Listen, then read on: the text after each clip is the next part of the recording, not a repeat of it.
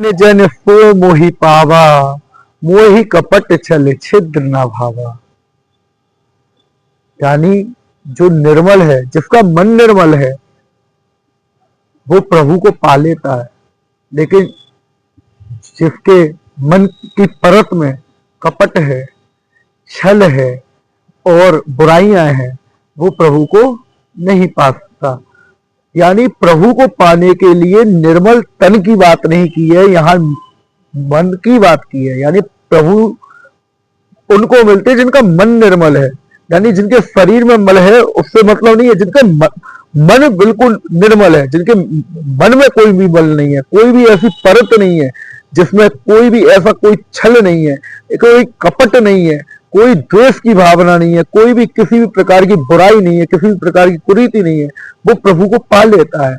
क्योंकि जब हम किसी से कपट वो शब्द है, कपट का अर्थ होता है कि आप अंदर से कुछ और बाहर कुछ और, ये कपट है। छल यानी किसी भी प्रकार की चालाकी हम लोग करते हैं और उनसे बोलते हैं वो भोलेनाथ है। तो पीछे भी हमारे बाबा बैठे हैं, इनसे सब बोलते भोलेनाथ है और चालाकी हम उनसे करते हैं। लेकिन सुनिए, वो भोलों के नाथ हैं। भोलेनाथ का मतलब होता है भोलों के नाथ। चालाकों के लिए वो उज्जैन के सरकार महाकाल भी है। यानी हम उनसे चालाकी नहीं कर सकते। कहने का मतलब ये है, हम अपने अंदर के राम से, अपने अंदर के शिव से, अपने अंदर के जिसको भी हम अपना इष्ट मानते हैं, उससे कभी भी किसी भी प्रकार की चालाकी नहीं कर सकते हैं। चालाकी को अपने को खत्म करना होगा। बुराइयां, द्वेष का भाव, किसी भी प्रकार की ईर्ष्या, उससे हमको वो परतें हटानी पड़ेगी। तब अपने आत्मा रूपी राम से, अपने आत्मा रूपी कृष्ण से, अपने आत्मा रूपी शिव से, आप आत्मा रूपी अपनी राधे से तब व्यक्ति का दीदार होता है। यानी आपको अगर प्रभु को पाना है तो भाई निर्मल बनना पड़ेगा। और ज्ञानियों को प्रभु नहीं मिलते। शरीर से बल हो, खूब बल हो,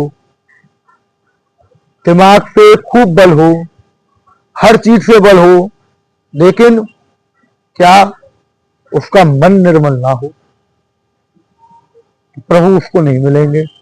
हर तरीके से व्यक्ति हस्त पुष्ट शरीर से, प्रभु को मतलब नहीं है उससे कि ऐसा कौड़ी भी हो, कैसा भी दीन हो, प्रभु उसको गले लगा लेते हैं। मेरे राम किसी से भेदभाव नहीं करते। वो परमात्मा किसी से भेदभाव नहीं करता।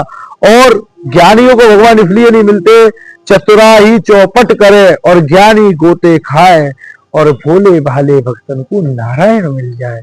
यानी भोले भक्तों, धन्ना जाट की तरह,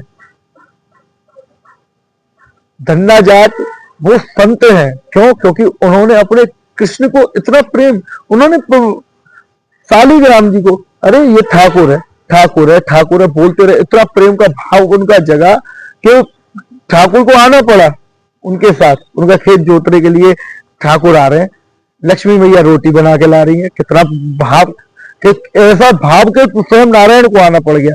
तो प्रभु को पाने के लिए अपने अंदर प्रेम का भाव जगाओ। क्योंकि ज्ञान के बिना आप ईश्वर को पा सकते हैं, जानना नहीं, पा भी सकते हैं। लेकिन प्रेम के बिना कितना भी ज्ञान आपके अंदर हो, आप ईश्वर को नहीं पा सकते। क्योंकि ज्ञानी व्यक्ति को उसका जो ज्ञान का जो अहंकार है, क्योंकि ज्ञानी अहंकार, अहंकार का सबसे बड़ा प्रतीक रावण, और उसको प्रकांड ज्ञानी बोला जाता है। यानी अहंकार को लेकर आता है ज्ञान। लेकिन अगर वही ज्ञान एक माध्यम है ईश्वर को समझेगा, वही ज्ञान उसको प्रेम में कन्वर्ट कर दो, अपने प्रेम भाव को जगा दो उस ज्ञान के साथ, तो तुम्हारा निश्चित ही बेड़ा पार हो जाएगा। निश्चित ही तुम्हें राम मिल जाएंगे, तुम्हें श्याम मिल जाएंगे, तुम्हें शिव मिल जाएंगे। बोले बंसी वारे की जय।